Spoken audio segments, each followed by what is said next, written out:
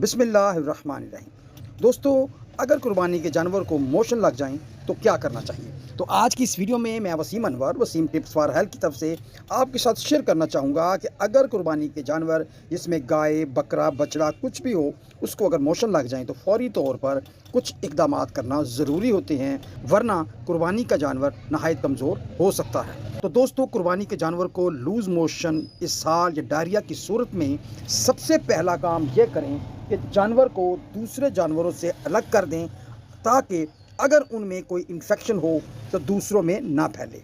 दोस्तों, दूसरी अहम बात यह है कि बकरे को साफ़ सुथरा पानी दिया जाए।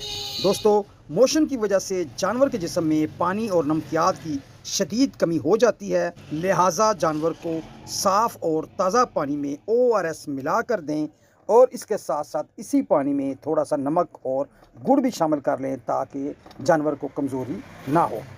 दोस्तों, इन टिप्स के अलावा मैं मज़ीद आपके साथ कुछ घरेलू इलाज शेयर करना चाहता हूँ, जो कि लूज़ मोशन में इंतहाई मुफीद साबित होंगे इंशाअल्लाह। दोस्तों, सबसे पहला टिप ये है, इसबगोल का छिलका गाय के लिए 2 बड़े चम्मच आधा किलो दही में मिक्स कर उसे पिला दें और बकरे को इसका चौथा हिस्सा मिला कर दें, तो इंशाअल्लाह इस मुरक्कब से आंतों को बहुत ज़्यादा सुकून मिलेगा। दूसरी अहम चीज़ मोशन और डायरिया की सूरत में दही और हल्दी है, लिहाजा अगर आधा किलो दही में 1 चमची हल्दी मिलाकर गाय को दी जाए तो इंशाअल्लाह उससे उसको सुकून मिल जाएगा और बकरे को आपने इसका चौथाई हिस्सा ही देना है।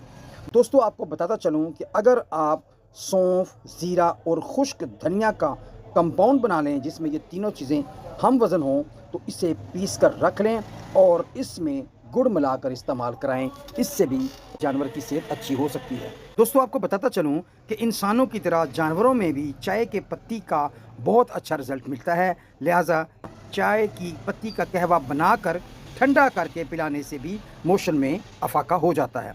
दोस्तों, खुराक की ज़रूर तब्दीली करें और इस हवाले से सबसे पहला काम ये करें कि जानवर को हरा चारा बिल्कुल बंद कर दें या बहुत ही कम कर दें। हरे चारे से मोशन मज़ीद बढ़ सकते हैं। जानवर को सूखा चारा या भूसा या खुश्क घास दें, वो ज़्यादा मुफीद रहेगी।